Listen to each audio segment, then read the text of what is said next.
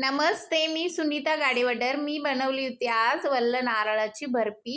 काल आम्ही देवीला नारळ वगैरे फोडलं होतं, उगाच वाया जाईल म्हणून म्हटलं प्रतीक्षाला वगैरे आवडतं. सगळ्यात पहिलं नारळाचं वरचं ते काळपटपणा सगळं किसून घेतली, काढलं. ते मिक्सरमधून वाटून घेतली नारळ, खोबरं छान बारीक केलं. जास्ती पण बारीक नाही केलं. थोडं दाताखाली आलं की चावायला छान लागतात. मग 2 चमचा भरपूर जास्त तूप टाकली. तुपामध्ये छान असं भाजून घेतली. त्यानंतर थोडं 1 वाटीभर इतकं दूध टाकली. मग गरजेनुसार साखर टाकली, म्हणजे जितकं आपल्याला हवे.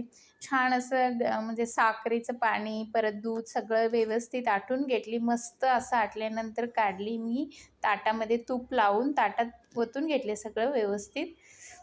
मग त्याचं आता वडं काढून घ्यायचं. मी फर्स्ट टाईमच बनवली होती. इतकं परफेक्ट नव्हतं झालं, बट ठीक आहे.